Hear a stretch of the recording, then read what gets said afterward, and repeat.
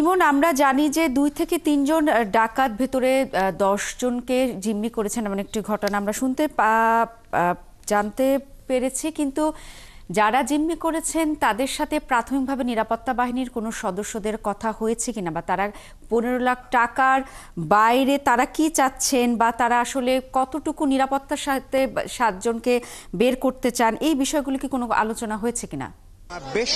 সকল বাহিনী রয়েছে, বেশ কয়েকটি বাহিনী না, এখানে সকল বাহিনী রয়েছে। রাষ্ট্রের সর্বোচ্চ পর্যায়ে আইন শৃঙ্খলা বাহিনী বা যারা এই পরিস্থিতি সামাল দিতে পারে সেনাবাহিনী, তারা নিজেরা উপস্থিত রয়েছেন। এখানে এক্সিকিউটিভ ম্যাজিস্ট্রেট রয়েছেন 2 জন, অর্থাৎ যে কোনো আদেশ বা যে কোনো সিদ্ধান্তের বিষয়ে 2 জন রয়েছেন, এবং সরকারের উচ্চ মহলেও তাদের সরাসরি যোগাযোগ হচ্ছে যে এই পরিস্থিতিতে তারা কি করে সামাল দিবেন, কি পরিস্থিতিতে তারা এই বিষয়টা সামাল দিবেন। সে কারণে এখানে যারা রয়েছেন, অর্থাৎ আমরা যে সকল কর্মকর্তাদের কাছ থেকে বিভিন্ন তথ্য পেয়ে থাকি বা আনুষ্ঠানিকভাবে এই তথ্যগুলো যারা জানাবেন, এখনো কোনো সিদ্ধান্ত না হওয়ার ক্ষেত্রে আমরা এই তথ্যগুলো কিন্তু তাদের কাছ থেকে পাইনি। অর্থাৎ আনুষ্ঠানিকভাবে কত টাকা চাওয়া হয়েছে, কত টাকা তারা চাইছেন, কি প্রক্রিয়ায় এই যারা জিম্মি অবস্থায় রয়েছেন তারা কিভাবে মুক্ত হবেন, এই পুরো প্রক্রিয়াটি এখন পর্যন্ত ধোঁয়াশায় রয়েছে। তার কারণ আনুষ্ঠানিক কোনো তথ্য বা এই পরিস্থিতির উত্তরণের কোনো তথ্য আমরা এখনো পাইনি, এবং নিশ্চয়ই আইন শৃঙ্খলা বাহিনীর কর্মকর্তা যারা রয়েছেন তারা এই তথ্য পাওয়ার সাথে সাথেই এই যে শ্বাসরুদ্ধকর অবস্থা, অর্থাৎ যারা জিম্মি রয়েছেন তাদের জন্য যেরকম শ্বাসরুদ্ধকর অবস্থা,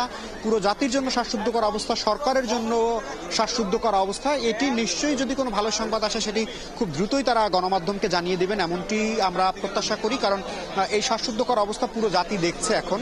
একই সাথে সরকারে যারা রয়েছেন তারাও নিশ্চয়ই এই তথ্যগুলো দেখছেন, বিভিন্নভাবে যোগাযোগ করছেন। কারণ এরকম একটি অপ্রত্যাশিত অনাকাঙ্ক্ষিত ঘটনা কেউ কোনোভাবেই চায়নি। তারপরও যেহেতু এরকম একটি হস্টাইল সিচুয়েশন বা জিম্মি পরিস্থিতি হয়ে গেছে, সে কারণে এটি থেকে যত দ্রুত উত্তরণ করা যাবে সেটির জন্য আমাদের নিশ্চয়ই আনুষ্ঠানিক তথ্যের জন্য অপেক্ষা করতে হবে। আমি আগেই বলেছি, এখনো বলছি, যেহেতু ভেতরে যারা জিম্মি রয়েছেন, এখানে একটি হস্টাইল সিচুয়েশন রয়েছে, জিম্মি পরিস্থিতি, সে কারণে অনেক তথ্য থাকার পরেও সেই তথ্যগুলো আসলে আনুষ্ঠানিকভাবে জানানো যাচ্ছে না। সবার আগে তাদের নিরাপত্তার কথা ভাবতে হচ্ছে আমাদের।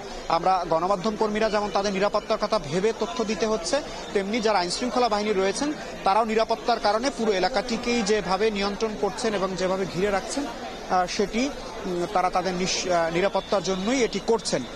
আমরা দেখতে পাচ্ছি যে পুরো এলাকায় আসলে আইন শৃঙ্খলা বাহিনী ছাড়া আর কোনো সদস্যকে ভেতরে ঢুকতেও দেওয়া হচ্ছে না, বাইরে থেকে বের হতেও দেওয়া হচ্ছে না। বাড়ির যারা বাসিন্দা রয়েছেন তাদেরকেও ভেতরে থাকার কথা থাকতে বলা হচ্ছে।